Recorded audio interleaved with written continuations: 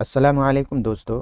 आज हम सीटेट के प्रीवियस ईयर क्वेश्चन की अमली प्रैक्टिस करने वाले हैं ताकि आप सवाल को समझकर हल करना सीखें और इम्तहान के अंदाज से वाकिफ़ हो सकें। ये वीडियो उन तलबा के लिए है जो सीटेट की तैयारी को संजीदगी से लेना चाहते हैं और अपनी प्रैक्टिस को सही सिमत देना चाहते हैं। तो आइए बग़ैर वक्त ज़ाय किए प्रीवियस ईयर क्वेश्चन की प्रैक्टिस शुरू करते हैं। यहाँ एक हिदायत है, नीचे दिए हुए सवालों को पढ़िए और दिए गए मतबादल में से किसी एक मुनासिब तरीन मतबादल का इंतखाब कीजिए। सवाल है हमारा, मिसाल से ममासलत रखने वाली हिकमत अमली का इंतखाब कीजिए। मैं इस ज़ुबान के इस्तेमाल पर तवज्जो मरकूज़ करता हूँ जिस के बारे में मुझे यकीन हो कि वो दुरुस्त है। इबारत को अच्छे से रीड कीजिए और जवाब देने की कोशिश कीजिए। नीचे हमारा ऑप्शंस हैं, तक़लीद ज़ुबान, ज़ुबानी याद कर लेना, जहन नशी कर लेना, दोहराना, अज़ खुद निगरानी। तो बताइए हमारा सही ऑप्शन, सही जवाब क्या होगा? इसका सही जवाब हो जाएगा हमारा चौथा, यानी अज़ खुद निगरानी। अब बढ़ते हैं अगले सवाल की तरफ। दूसरी जमात का तालिब इल्म एक गाना गाता है। सर, कंधे, टुखने और अंगूठे गाना गाते हुए वो उन जिस्मानी आज़ा को ही छूता है। उस्ताद किस हिकमत अमली से उन्हें पढ़ा रहा है? इबारत को रीड कीजिए और जवाब देने की कोशिश कीजिए। हमारे ऑप्शंस हैं, इस्तिफ़ाइयत पसंदी, समई लिसानी, तरसीली ज़ुबान की तदरीस या कुल जिस्मानी रद्द-ए-अमल। तो बताइए इसका सही आंसर, सही जवाब क्या होगा? इसका सही जवाब, सही आंसर जो हो जाएगा वो होगा हमारा चौथा, यानी कुल जिस्मानी रद्द-ए-अमल। अगला सवाल है, तलबा साबिक़ा इकाई से मुताल्लिक़ लफ्ज़ियात के 5 सवालों के जवाब ग्रुप में तैयार कर रहे हैं। वो फिर दूसरे ग्रुप से सवालात का तबादला करते हैं और सवालों का जवाब देने की कोशिश करते हैं। ये किसकी मिसाल है? ऑप्शन है हमारे, हमजोलियों का अंदाज़ा क़द्र, अज़ खुद अंदाज़ा क़द्र, फीडबैक, पढ़ने का अंदाज़ा क़द्र। तो बताइए हमारा सही जवाब क्या होगा? इसका सही जवाब हो जाएगा हमारा पहला, यानी हमजोलियों का अंदाज़ा क़द्र। अगला सवाल है, जब उस्ताद मुझे लफ्ज़ या मुहावरे वाला कोई कार्ड देता है तो मुझे बहुत खुशी होती है। पूरी क्लास के लिए मुझे इस पर अदाकारी करनी होती है ताकि तलबा कार्ड पर लिखे लफ्ज़ या मुहावरे के बारे में क़यास कर सकें। आमोज़गारों के तबसरों की मदद से उनकी तरजीहात मालूम कीजिए। ऑप्शंस हैं हमारे, जब मैं हुर की तौर पर शामिल रहता हूँ तो ज़ुबान को सही याद रखता हूँ। दूसरा ऑप्शन है, जब मैं देखता हूँ तो ज़ुबान को सही से याद रखता हूँ। तीसरा है, जब मैं सुनता हूँ तो ज़ुबान को सही से याद रखता हूँ। या चौथा ऑप्शन, जब मैं कार्ड पर लिखे मुहावरों को जहन नशी कर लेता हूँ तो ज़ुबान को सही से याद रखता हूँ। तो बताइए हमारा सही आंसर क्या होगा?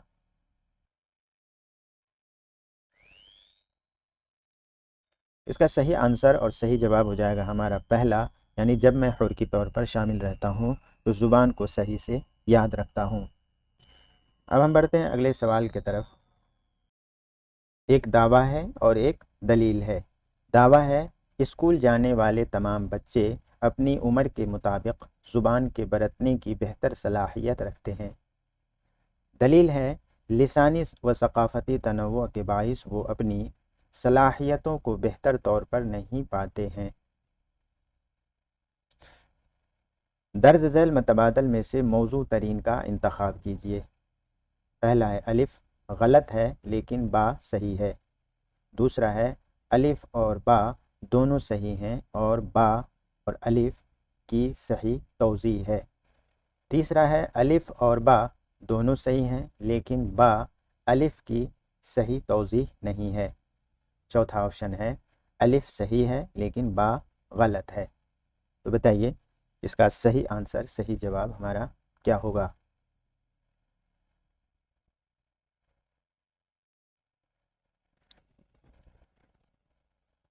सवाल को एक दफ़ा फिर से दोहरा लेते हैं।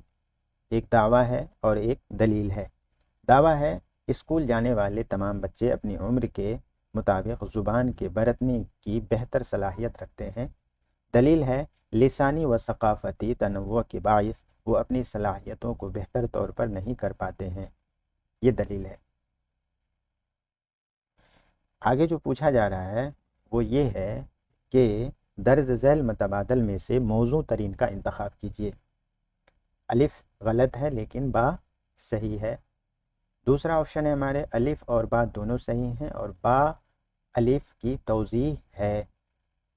तीसरा है अलिफ और बा दोनों सही हैं लेकिन बा अलिफ की सही तौज़ीह नहीं है। और चौथा ऑप्शन है हमारा अलिफ सही है लेकिन बा गलत है। तो बताइए इसका सही आंसर, सही जवाब हमारा क्या होगा। इसका सही जवाब हो जाएगा हमारा चौथा, यानी अलिफ सही है लेकिन बा गलत है। अगला सवाल है पाँचवीं जमात का माजिद अपने उस्ताद, दोस्त, यहाँ तक के 2 साल के बच्चे से भी मुख्तलिफ अंदाज में बात करता है। ज़ुबान की इस खुसूसियत को क्या कहते हैं। पहला बोलने का अमल, दूसरा फितरत पसंद, तीसरा मानियात या चौथा रोज़मर्रा मुरव्वज ज़ुबान। बताइए इसका सही ऑप्शन, सही जवाब हमारा क्या होगा। इसका सही जवाब हो जाएगा हमारा चौथा, यानी रोज़मर्रा मुरव्वज ज़ुबान। अब बढ़ते हैं अगले सवाल की तरफ। एक माँ देखती है कि इसका बच्चा बाज़ औक़ात ऐसी बात करता है जो कि उसने किसी बालिग को या उसके भाई बहनों को करते हुए कभी नहीं सुना था। सवाल को अच्छे से रीड कीजिए। वो तज़ब्ज़ुब में पड़ जाती है क्योंकि उसका मानना था कि बच्चे अपने ख़ानदान और आसपास के लोगों की नकल करके ज़ुबान सीखते हैं। उसका ये मानना किससे मुताबिकत रखता है। हमारे ऑप्शंस हैं कसीर लिसानियत, मकामियत पसंदी, किरदारियत पसंदी, तामीरियत पसंदी।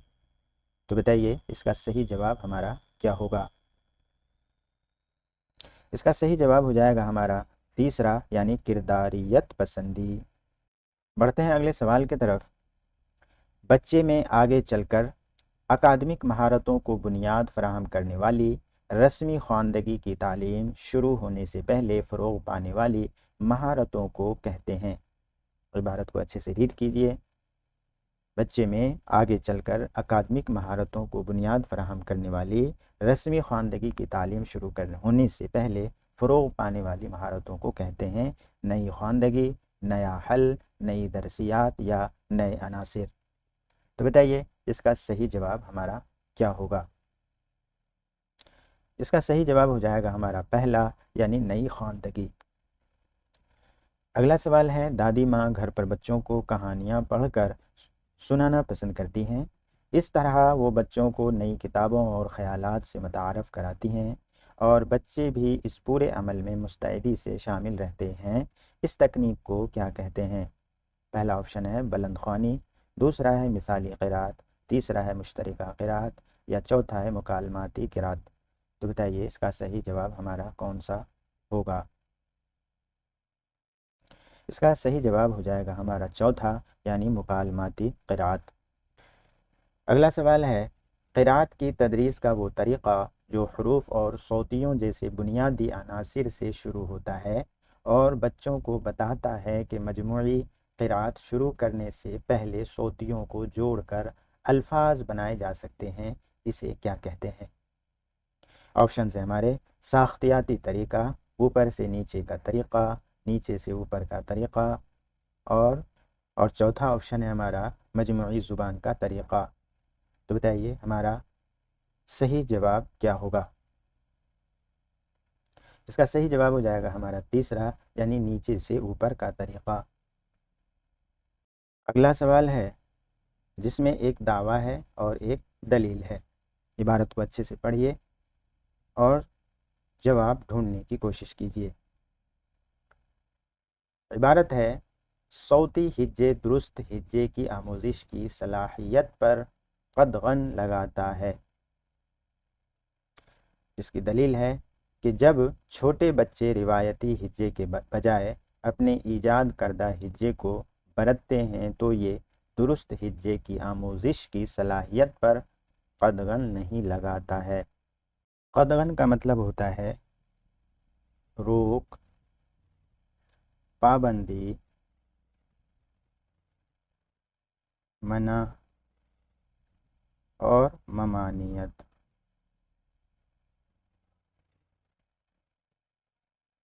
ये मुश्किल अल्फाज थे, तो आपने समझ लिया कि कदगन का मतलब क्या होता है। कदगन का मतलब होता है रोक, पाबंदी, मना, ममानियात। तो चलिए अब इसके ऑप्शंस को देखते हैं। इबारत को आपने अच्छे से रीड कर लिया होगा। अब आते हैं ऑप्शन की तरफ। दर्ज झैल मतबादल में से मौजू तरीन का इंतखाब कीजिए। ऑप्शन से हमारे अलिफ गलत है लेकिन बा सही है। दूसरा है अलिफ और बा दोनों सही हैं और बा अलिफ की सही तौज़ी है। तीसरा है अलिफ और बा दोनों सही हैं लेकिन बा अलिफ की सही तौज़ी नहीं है। या चौथा है अलिफ सही है लेकिन बा गलत है। तो बताइए हमारा सही ऑप्शन, सही जवाब हमारा क्या होगा। इसका सही जवाब हो जाएगा हमारा पहला, यानी अलिफ गलत है लेकिन बा सही है। अगला सवाल है, नई ज़ुबान की आमोजिश के वक्त तलफ़्फ़ुज़ के मुनफरिद उसूलों के बाइस बहुत से तलबा में अक्सर एतमाद की कमी होती है। इस कमी पर काबू पाने का एक तरीक़ा ये है कि ऑप्शन से हमारे जहाँ गलतियाँ सरजद हों उनकी इस्लाह करें। दूसरा, तलबा क्लास में बुलंद ख़्वानी करें। तीसरा है क्लास में ऐसी खेल कूद की शक्ल में सरगर्मियाँ अंजाम दें जिनमें ज़ुबानी तामुल शामिल हो। चौथा है काउंसलर की मदद से बोलने का खुसूसी तिब्बी इलाज करें और बोलने की मश्क करें। तो बताइए हमारा सही जवाब क्या होगा। इसका सही जवाब हो जाएगा हमारा तीसरा, यानी क्लास में ऐसी खेल की शक्ल में सरगर्मियाँ अंजाम दें जिनमें ज़ुबानी तामुल शामिल हो।